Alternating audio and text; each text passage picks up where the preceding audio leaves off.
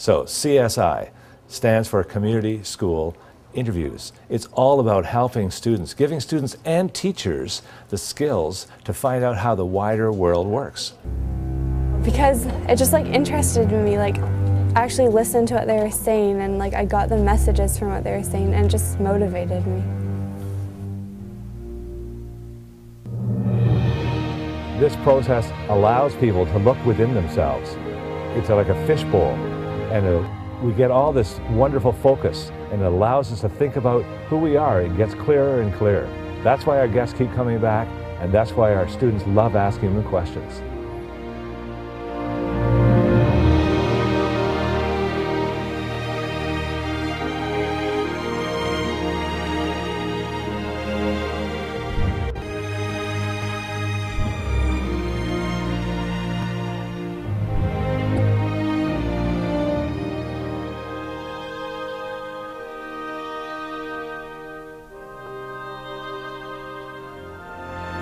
The real essence is the importance and power of asking one question and then being able to think about it, given the encouragement to think about it.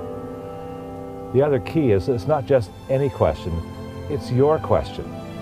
The students no longer are being asked to supply or respond to questions or ask questions that comes with some kind of study guide. They're asking their questions, the questions that relate to their concerns in their life, and they're getting authentic answers from our guests. I just wanted these kids to know the difference between myself and what the kind of stereotypical businessman would be. You know, there's 1,000 different ways to get to the end result, but the bottom line is you have to get out there, you got to get your hands dirty, and you got to work really, really hard. Hearing it from someone who's actually experienced the job, you just take it more seriously. It began with my realization that a teacher can't do it all by themselves, and they need some outside resources. And there's some wonderful stories in the real world. If we can bring those stories in, it'll enrich the classroom. It's a wonderful opportunity for them to meet and ask questions to real leaders in real life situations. Bruce Carter, for example, here's a CEO who you would never really get to ask a question to. And that was the thing. It was asking not just questions about what's your job like, but you could ask anything. Like you could ask what his family's like, or where he started in life, and what his dreams are and aspirations are, that you would never really get to ask someone particularly like that.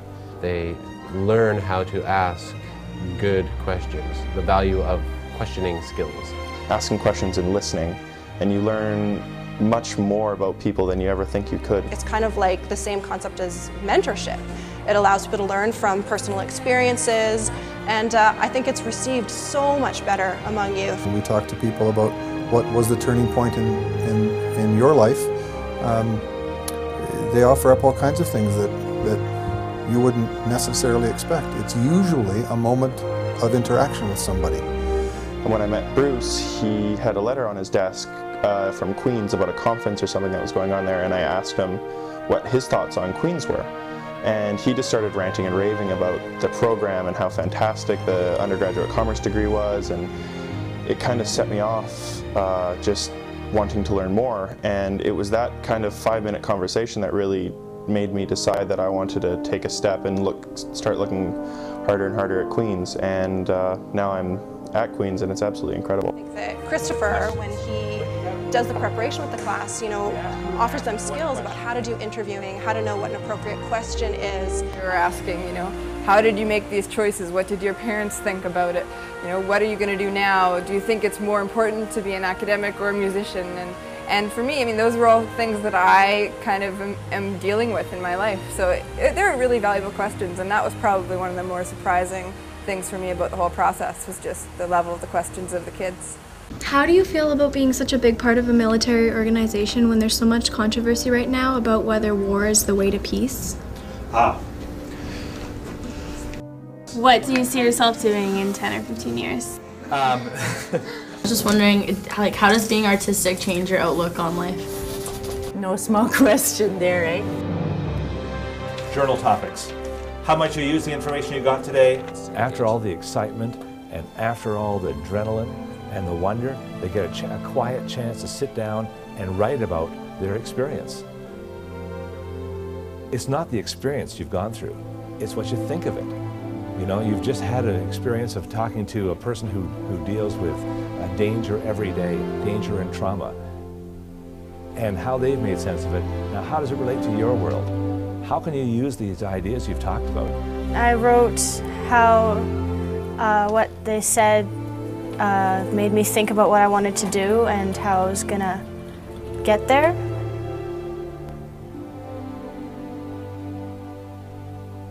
It's heartening to meet face to face and, you know, feel that human spirit, whatever it is. What does it take to have hope, to have faith, to pursue dreams, you know? It inspired me and it showed me that normal people can do big things too. I liked that it gave us like chances to communicate that we don't normally have. And how you go about learning within that experience is something that you can't dictate. You just have to try and do it. And you pull in, and it's more by, I think, osmosis than anything else at that level. Dedication. I believe in investing in education, and so when Chris Bowers approached me about participating in this program, I happily did so.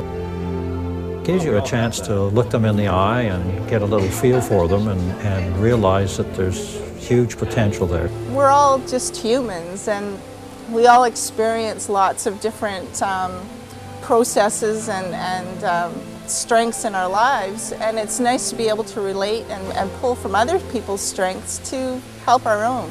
It's an opportunity to bring the world to the students in a way that's going to make a big difference in their lives. It's a really good life lesson.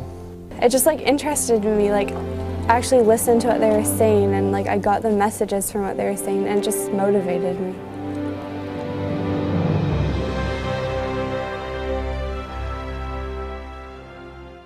How could one question change the way you look at life?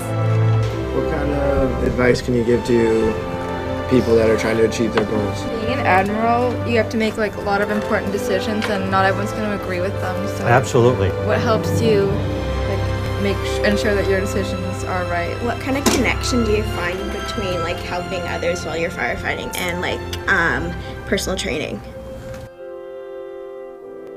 It made me see, like, even on a deeper level, that as people we can make a difference in many different ways, whether it's in a small way like in a community like Mr. Kennel did, or in a big way like Mr. Anderson did, like protecting our national security. Oh, you're welcome. And thank you. Your questions were wonderful. Yeah, they were very good.